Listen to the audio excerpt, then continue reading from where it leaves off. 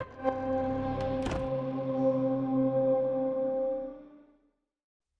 I'm Craig Zinkovich. I'm head of studio at Cold Iron. So Craig, we're finally getting another Aliens like AAA experience, Aliens Fireteam. Talk a little about what this game's all about for people who are not familiar with it. Okay, so Aliens Fireteam Elite is a co-op survival shooter set in the Aliens franchise. It takes place in the year 2202, a few decades after the Alien and Aliens movies, kind of moves the timeline forward. And you and your friends, you play as a team of hardened colonial marines going up against the Xenomorph threat. So I think the question on everyone's mind is, because it's been a while since we've had an Aliens movie, right? Is this game canon, and how does the story tie into the game if it is? Oh, so it canon is a weird question, right? Obviously, we've worked really close with the franchise team at 21st Century and Disney to make sure that everything that we're doing is super authentic and on point and on franchise. Again, we've moved the timeline forward. We've worked closely with the extended universe people. The novel, we have the prequel novel with Weston Oakes, Alien Infiltrator. We've been on the phone with the RPG guys to make sure that everything ties together. In the end, canon, whether or not it's canon, ends up being almost a fan's choice at this point in time. I think at this point it's up to Mr. Mouse to decide whether or not to stamp it as the canon. Because apparently my friend is the biggest Aliens fan in the world, and he was telling me that there's like 3 different separate canon universes, right? There's like the books, and then there's the movies, and then there's the Alien versus Predator movies, and like they're all separate universes. And I'm like, wow, this is too big up for my head, man. That's crazy. Yeah, there's a lot going on in the universe. So how does this game differentiate itself from other horde shooters out there? I mean, like, is it just, did you just swap aliens with zombies, or is it more in depth than that? Oh, sure. Yeah, we've done a bunch of stuff. We're super fans of the co-op survival shooter genre. So we wanted to make sure that you had that base frenetic, awesome gameplay, awesome shooting experience. Obviously, it's the Aliens franchise, right? And not only do we get the environments and the stories and the xenomorphs, but that mandates a lot of different sort of gameplay things on top of that, right? The xenomorphs aren't running at you just like, mindless zombies coming right at you. They're on the walls, they're in the ceilings, they're jumping out of vents, they flank you. Each one has different, AI to come at you. So there's that sort of stuff that comes with the franchise that, it wouldn't be an Aliens game if we didn't do those things. Then on top of that, there are other things that we've done to kind of push the genre forward a little bit, we think. As I said, we're really big fans, but a lot of us have kind of deep RPG development roots in the background, and we kind of wanted to bring those sorts of things too. So I think you'll see different levels of advancement and RPG elements within Aliens Fireteam Elite from other things. You level up your weapons, you level up your classes, you can put different attachments and customize what your weapons look like and function. As you level up your classes, you end up getting access to the perk grid, where you open up perks and kind of can really further customize each of the classes. So there's a lot of RPG elements that are in there as well that we think add to the genre. So how has technology changed in your Aliens game since it's been a few decades after the films and certain book events that have happened? Like, have the Marines technology improved? Is it better, faster, stronger? Like, how has the pulse rifle changed in the last 20 years?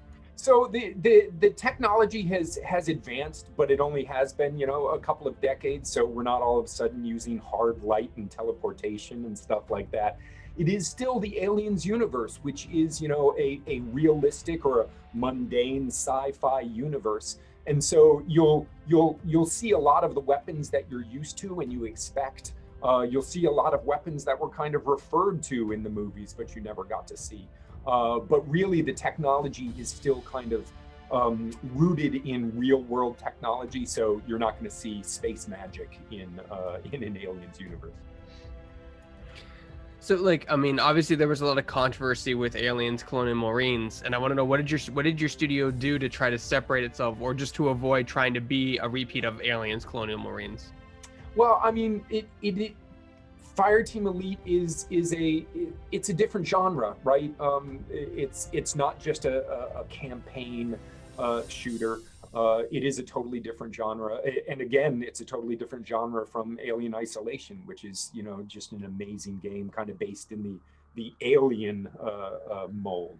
So really, we kind of went into it as huge fans of the franchise, knowing kind of the experience that we wanted to see that hasn't been done in the Aliens universe before, and kind of just really kind of focused on that and making sure that we provided an experience that we were really excited about and wanted to play, and didn't think too much about how to make sure everything we did was different or new from other games.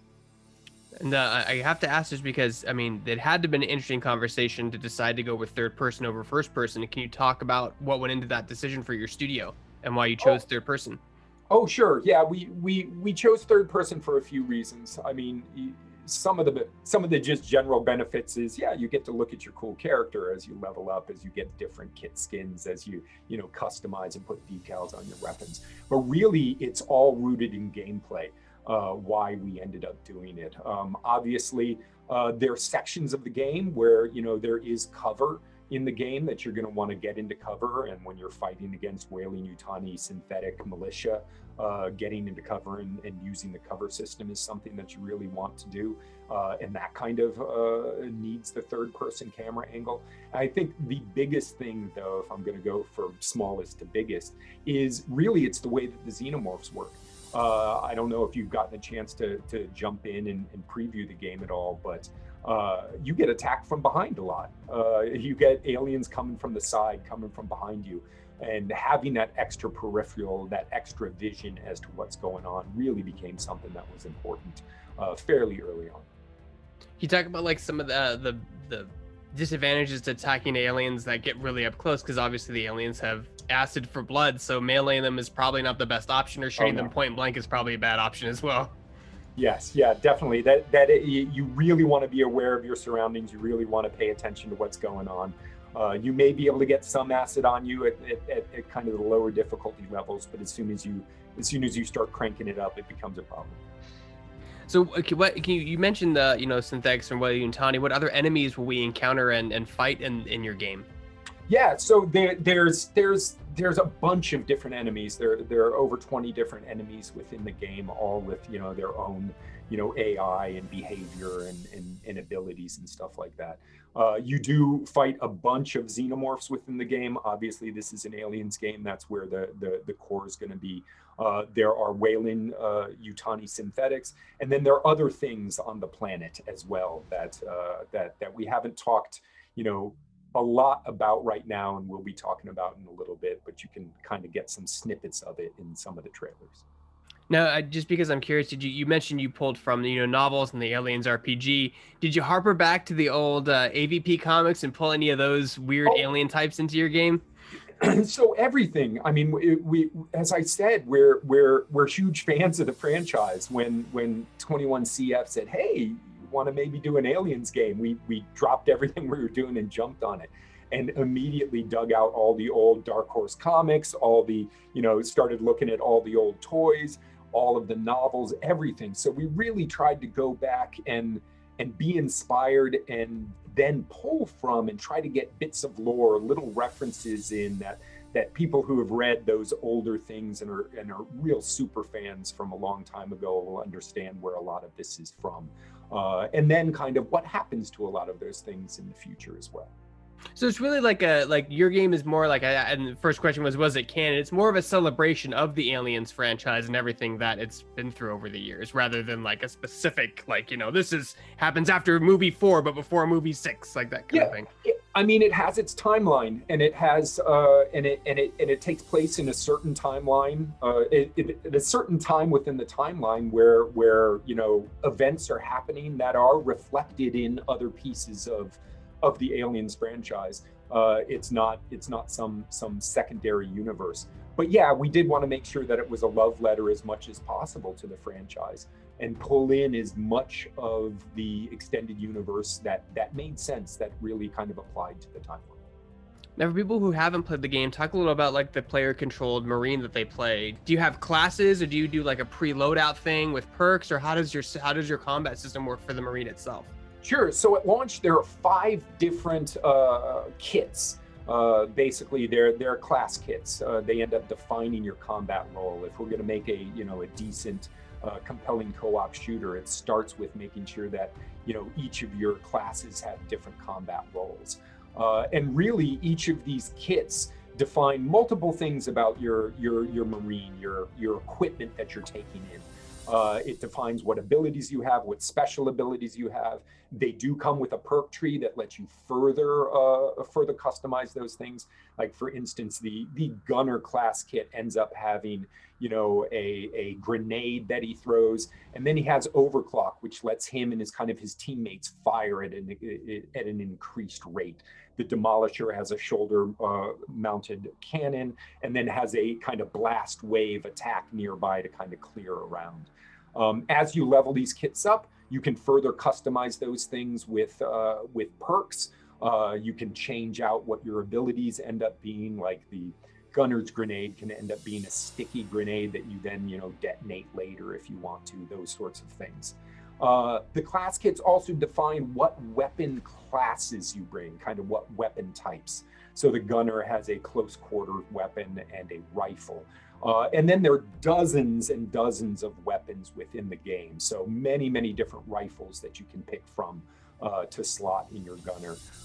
And some of the weapon types are shared across the classes, and some are just unique. Like the Demolisher is the only one at launch that has access to the heavy weapons, so the smart gun and the flamethrower and the grenade launchers, stuff like that. So you level these things up, you customize these things, but you also get to swap these things whenever you want to. So depending on what your fire team makeup is or what mission you're going on, you may end up choosing the Gunner or Doc or Demolisher or Technician to take in. I mean, I know generally it's harder to balance a game that has PvP and like a competitive aspect, but in a co-op game, is it hard to balance with so many different weapons and perks to make sure, like, why is everyone taking the flamethrower and nothing else? Oh, because it's really powerful. Okay, we need to change that. Like, is it difficult for you on the game development side to make sure all the weapons play differently and feel differently, and one isn't necessarily better than the other, but just different? Oh, sure. Yeah. I mean, that's one of the great challenges of game development, right? If you just wanted to make best spec and go, it would just be that. But if you're going to go into the RPG realm, you got to make sure that there are reasons to swap. There's reasons to change, that people might think that this one feels really good, and you got to make sure that it's as powerful as everything else. So, oh yeah, that's definitely a lot of work goes into making sure that all that stuff is balanced and feels good. But in the end, the players are going to gravitate to stuff and going to get in and see what they like and see what they think is effective. And as long-term RPG developers, we love seeing what kind of class makeups and builds people put together after launch. So we're looking forward to it with Fireteam Elite. Now, with working with 20th Century Fox, were you able to access like sound effects in the films? Did you pull those and put them directly into the game, or did you make your own sound effects for Aliens Fireteam Elite? Oh, it's definitely a mix of things. We were able to get a lot of reference, a lot of backstage photography for a lot of the things. So we had really good reference. A lot of the audio we did refer to the films and stuff like that. But quite frankly, a lot of it is really bespoke for the film. Like for instance, the pulse rifle. If you go back and you listen to the pulse rifle in Aliens, James Cameron, his audio team, they're experts, right? Each instance is really mastered for that specific scene, and is a little bit different and has different pacing and different sound effects to it. So it was a challenge for our team here to kind of take all that reference and to put that together into something that felt like, oh yeah, this is the pulse rifle, but that we could use all over the place. Yeah, it's funny because that, like you mentioned, the pulse rifle, that has such an iconic sound. Like people, you can just hear that in any by itself, and people can immediately recognize it. Oh, that's from that Alien movie. It's that rifle they use, like, so that had to have been like a challenge trying to replicate that to make sure it sounds just right so everyone's happy. Yeah, you could call it a challenge, but I think for everybody here, it was more of a labor of love to like, okay, how do we get it just right? Do you have any plans for PvP in the game, or are you just right now just PvE horde experience? It's just PVE. We currently have no plans on doing any PvP. How did the Aliens Colonial Marines game like affect you guys mentally when you were taking on the job or deciding to take on the work for this game? I think that you always look in the back of your mind for how a game might not be received or might not go well, but honestly, when 21CF came to us, we're such big fans. It was more of an emotional decision where it's like, yes, we want to do this. We want to do something in the Aliens universe. This is going to be awesome. This is going to be amazing. And then it was shortly after where it was like, oh my God, we have to do everything that we want to do. We have to make sure that we get this right for us, because this is a game that we so desperately want to play. So I think the pressure came after the initial, oh my God, yes, we're totally going to do something like this. But like as I said earlier, it was more about really trying to make sure that the co-op survival shooter that we're making with Aliens Fireteam Elite was fun, was awesome, and was that experience of the Colonial Marines holding off the Xenomorphs as everybody tries to escape. Yeah, it's interesting how people always like to throw back to Colonial Marines because it's like the Alien franchise has had another game before, the Alien Isolation, and that was received remarkably well, but people always like to go back to that game for some reason. It's like, why do you remember just that game was good? Why do you want to go back to the controversial game? Just talk about the good game. It, it, It's it, interesting. I think all franchises have their ups and downs, and Isolation is a fantastic game, right? I think it is an amazing representation of the fantasy that you get when you watch the first film, when you watch the Alien film. You're like, oh man, it's that Xenomorph that's constantly tracking us, and we really kind of went to, okay, cool, let's get that Aliens feel, let's get that action movie feel in Aliens Fireteam Elite. And just because I have to ask, you probably can't talk about it if it is true, or maybe you can give me a straight up answer. But like the Predator, right? There's been a lot of crossover with Alien versus Predator. Obviously, the Dark Horse comics and the films, and like a lot of it's created its own separate universe. Is there a Predator in this game? Or are there Pred aliens in this game? There is no Predator in the game at launch, and the line is, we currently have no plans on introducing the Predator in the game. It's good to ask those questions, like, It just is. so people can know. You have to. What is your studio doing to put its own like mark on the Alien franchise with Fireteam? I think that a lot of it has to do with is helping 21CF and Disney move the timeline forward, right? I think that was one of the things that the franchise team kind of asked of us as we were onboarded, as we became part of 21st Century at that time, was to help make sure that the timeline after Alien 3 ended up moving forward. And so I think a lot of the things that have happened in the universe that you can end up seeing in the prequel novel, that you see in the RPG, that you see in the extended universe, I think is stuff that's amazing to be involved in. And then the events of 2202 and LV895 that happen in the game, I think are things that we're really, really proud that we get to say, yeah, we added that stuff. Do you have anything visually, cosmetically we can do to change the way our Marine looks, other than the standard loadout and kits? Oh, sure, yeah. So all the different loadouts have different equipment that is on when you use that loadout. So when you're using the gunner, you look different than when you're using the demolisher. But we also have kit skins. So basically, neck to toe swapping, and you open these things up as you play longer and get them as rewards, or can earn in-game currency to buy these things, so you can swap out different body skins. Tons of different cosmetic headgear, different ball caps or helmets and sunglasses and stuff like that you can unlock as well. And then there's the weapons. I mean, you can fully customize your weapons. There are different colorways that you unlock that you can put on your weapon, and then decals that you can end up, also getting as rewards and unlock and place and rotate and scale on your weapons to really customize what you look like, just like any good Colonial Marine would. And any plans for aliens film inspired DLC to make our people look like Bishop or Hudson or anything like that? We don't have any plans right now to do like character based stuff, but we do have kind of throwback armor and throwback weapons and stuff like that that are available. So for the game being a wave based horde mode shooter, what's the biggest wave your studio has gotten to before they've been defeated? Oh, sure. I think that, most of the studio, there are 5 different difficulty levels that exist in the game at launch. Most of the studio plays on intense, which is one step up from the default, which is standard. Intense ends up adding friendly fire. It disables some of the UI elements that we add to help players on standard and casual. And then things like, resources like ammo and health kits become a little bit more scarce. Damage from the enemies becomes harder. Acid becomes something that you really, really have to avoid. After intense, there's extreme and insane in terms of the difficulty of the missions.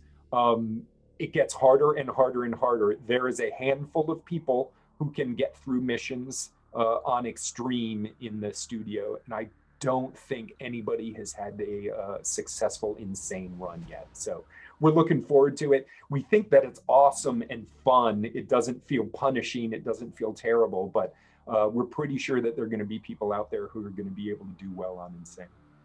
We spoke about cosmetics and how you can unlock them and stuff, but can you speak more about the progression system and how you reward players for defeating wave, and how the player gets stronger to go to the higher difficulty levels, or if it's more of each game session that they level up? How does that work?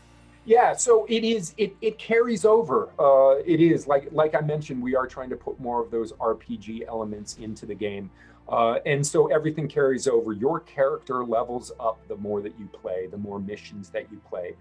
The equipment that you have on, you become more attuned to it. You gain more expertise in it. And those things level up as well. So the more missions that you play, the higher level your character gets, the more perks and abilities you unlock on your kits. Your guns become more effective because you gain more experience with them as well. And then of course you unlock other items as well, so that you can add different scopes and attachments and muzzles onto your weapons to further customize and increase the power of them too. So a lot of RPG stuff that carries over mission to mission. So Craig, and the last question I have is, when does the game come out and what platforms will it be on? So the game comes out August 24th of this year, so just a little while from now, and is available on PC, all the Xbox platforms, and PlayStation platforms.